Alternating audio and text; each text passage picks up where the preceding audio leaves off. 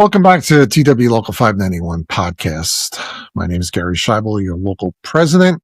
This is our Friday Rep Coal Summary podcast. Joining me today is Russ Dittmer, your administrative executive board member. We'll go ahead and get right into it, Russ, with peer support and take it from there. All right.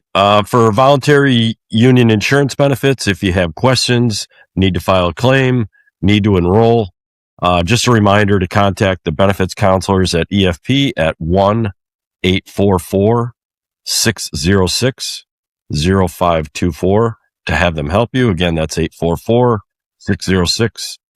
I'm going to jump right into safety. Mike Cockram, our safety coordinator, reported that the new 787 hellhole stands are actually being built. We don't have a timeline for delivery yet, but the first batch will be going to these local 591 stations: JFK, LAX, Miami, Philly, O'Hare, and Dallas. As of the Friday call, we've already had 65 tech ops reported injuries since the first of the year, the new year. 44 of those injuries were AMTs. With that said, this is the third time in about a year, in the last year or so, that the company has posted on the Tech Ops homepage with messages reminding us to slow down and read all the work instructions. Remember, both for compliance purposes as well as for your safety and well-being, the company message is critical. Take the time to do the job right and do it safely. No shortcuts, no workarounds. Also, as you heard, we're already off to a really bad start with reported injury numbers. But that doesn't mean don't report those. It means exactly the opposite. Report every injury, whether obvious or not. Injury reports are not just when you go to the hospital. Slip, trip, fall, report it. Cut yourself, big or little, file an injury report. Injury reports do two things. One, it better protects your pay in the event the injury becomes an IOD, injury on duty, or a workers' comp issue. Number two, it provides Local 591 the data for your union and safety coordinator to work to try to make sure the same injury doesn't happen in the future. Gary, you want to go on from there? All right. Thanks, Russ. Let me give you our Vice President Brian Coyne's update on grievances. So one thing that was brought up this week, the international TW International Rep Raleigh Reeves, he was contacted and he indicated that they have requested, the association that is, have requested arbitration on 5 issues. One of our top priorities cases for the association, that is also a top priority for our local, is the issue of using an RII qualified AMT or crew chief for scheduled inspector work. Per our association negotiation principles, inspection work will not be scheduled into a station where there are no inspectors staffed at that station. So an example would be scheduled door slide changes, say for time change, assigned to a station that does not have inspectors staffed. The association position is that scheduled work would require an inspector field trip to accomplish that scheduled inspector work, or they can staff an inspector at that station. The company continues to push the use of AMTs or AMT crew chiefs who hold the RII qualification that is not in their scope of work. Scheduled inspector work, which includes RII work, is solely the work of the inspector classification. The company has some options for unscheduled inspector work, and while we support company using inspectors for that work as well, for unscheduled work and for work that does not normally demand an inspector, the company may use a qualified AMT or AMT crew chief. In addition, Brian reported the Article 19 Alpha Alpha arbitration. That's where the base was performing line work on our field trips. Briefs, closing arguments, that is, the briefs are scheduled to be due on February 13th. Moving on to field trips, Chris Horvath reported that he tracked for the week of January 30th 35 line field trips, and 1 base field trip. Russ, you want to take the membership meetings? Yeah, we had a membership meeting in LaGuardia. Great turnout. Thanks to everyone who attended. It really was a great turnout. Unfortunately, the Wi-Fi and cell service there were so bad, we could not live stream those meetings via Zoom. Also, thank you to retiring station chairman John J.Y. Young for all of your hard work over the years in LaGuardia. Thanks, John. Thanks also to retiring Raleigh-Durham station chairman Andy Baird for all of your hard work over those years in Raleigh. It is greatly appreciated. Their jobs are unbelievably challenging, and me personally, I appreciate every bit of effort that they have given to the membership in their stations. Thanks, John. Thanks, Andy. Absolutely. We also had an informal safety meeting in Newark for afternoons and night shift. Thanks for the hospitality, for all the great questions and the valuable insights from the members. The next national membership meetings are scheduled in the Southeast region in Miami on Thursday, February 5th. We're working on planning additional station visits as well, so please stay tuned. Normally in Miami, we do have good enough Wi-Fi for streaming. Elections. The bylaw amendment vote closed Wednesday, January 28th regarding the coordinator pay, and it passed 357 to 185 with approximately 10% of the eligible membership voting.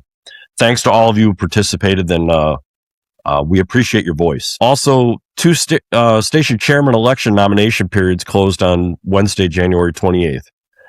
The first is LaGuardia station chairman. We had 1 candidate, Xavier Seon, who won by acclamation. My apologies if I mispronounced your last name. We're both so used to calling you X-Man. Along with that, Raleigh-Durham station chairman, there was 1 candidate there as well who won by acclamation, and that's Sean Casto.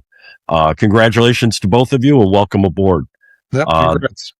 Absolutely. And more election notices will be coming out in the future, so please stay tuned. The next topic is on the locals approved purchases. As a reminder, all the hoodies have been delivered to all the stations, so hopefully you have received your hoodie. If not, contact your station chairman. Next up will be badge lanyards, and followed by t-shirts, and later on we're expecting track jackets as well. On the topic of local purchases and things along those lines, and keeping in contact with Local 591, we do have a Facebook page at Local 591 and a YouTube page.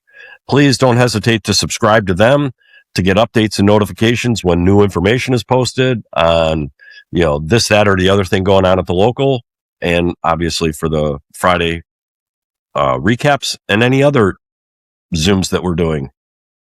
Gary, back to you. Yep, that is the easiest way or quickest way to get this video, because they will notify you. On to a topic that came up this week that I have gotten a lot of calls on, which is profit sharing or lack thereof. Received the announcement for the abysmal profit sharing this year. So 0.3%, that's 0.3%. So $300 for somebody that made 100,000. Pitiful was a word I heard often, and I would say that is correct. So remember, we do have the exact same profit sharing formula as Delta Airlines in our contract. The difference is Delta Airlines management makes far more in profits by having a product that attracts a premium fare. The lack of profits is not the fault of us workers or the unions. The reason American isn't making profit levels stems from poor choices over the past decade made by the executives tasked with running this company. I mean, you look back, those choices include really deteriorating the travel experience, operational choices, the ill-advised stock buybacks that cost billions, flying market choices, and then hurting our most valuable business and frequent traveler customers, not to mention executive compensation. The list goes on.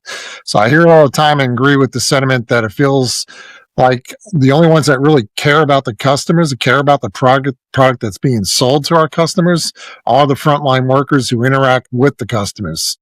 While those in management, primarily at headquarters, care more about counting beans and micromanaging those who know how to get the work done on time and, more importantly, done safely. Yeah, trust us. It's time to get back to trusting the workers to do their jobs right and building on that trust instead of the other way around. Absolutely. So that leads to the last topic of capturing our work. So there's no doubt that the company has moved from a quality position to a numbers only metric position. This is more evident with the LMO and the MyStats push. Getting the work done is clearly a secondary priority to making sure that we're all clicking buttons on our iPad for LMO as fast as possible. This unnecessary pressure that it's often an illusion because of false assignments sometimes being entered in violation of our contract by scared supervision comes all the way from the highest executive levels within the tech ops. In fact, I was told by some that the real push for tracking of employees comes from Senior Vice President Kevin Brickner, and that he actually personally looks at this data quite often, which I find disturbing because, as we see with profit sharing and the industry analyst reports, the problems with our company are not squeezing more out of the headcount or pushing people out the door with their big brother is watching systems. The problem has to do with the product management created and management is selling since the merger. That's the truth. Getting back to really my point here. We no longer work for a common sense management group. Time when the rally call at the recent earnings state of the airline was to beat United. This management group instead is obsessed with numbers, who wants to track your every movement throughout the day and then use that data to adjust their manning and staffing counts in stations and on shifts. This does nothing to increase the morale needed to beat United. Actually does the opposite, but hey, their management. So let's give them what they want, which means every AMT, and this applies to MLS, GSC mechanics, facilities mechanics, etc. Only the acronyms for the department systems used are changed. Otherwise, we need to make sure that everything we do at AA is captured in LMO for MyStats. Do you have training, CBT training? Make sure that you have the crew chief assign it in LMO. And be specific, not just training, but the CBT numbers and the descriptions do help. Want to help a buddy with a job assignment? We used to do this all the time for free. Tell the crew chief to assign you the LMO first. You need to replenish nitrogen bottles and or fluid bowsers. Again, do it all the time. Have that added to LMO, assigned to you first. Also, do not close out any task until everything is done. Not just signing off the item in the logbook. You need to clean up, drop off the part, and or tooling in stores, drop off tires to a remote location, contact MCTs for follow-ups, etc. All that gets done before you click the job assigned as completed in LMO. Company seems to want to use LMO and MyStats as a weapon to bring down manning and staffing levels and prove we need less workers while we're going to beat United. When we add everything we do for work at American into the system every day, every time, we actually prove they actually need more workers, not less. Yes, we can. We need to support each other on this before starting a task or work, any task or work. Make sure the assignment is in LMO or the other work assignment tracking systems for, say, MLS, GSC, or facilities.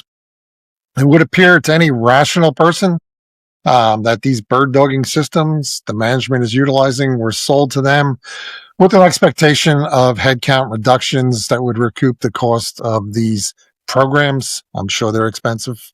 A much easier way to lower cost is to eliminate the number of management tripping over each other at stations, and more so at headquarters.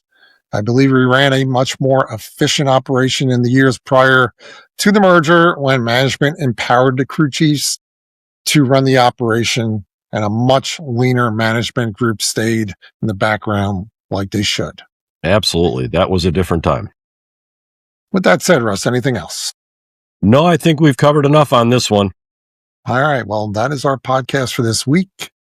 As always, any thoughts, issues, or suggestions for future podcasts, please send them to info@local591.com. Hope you all have a great week, and please stay safe.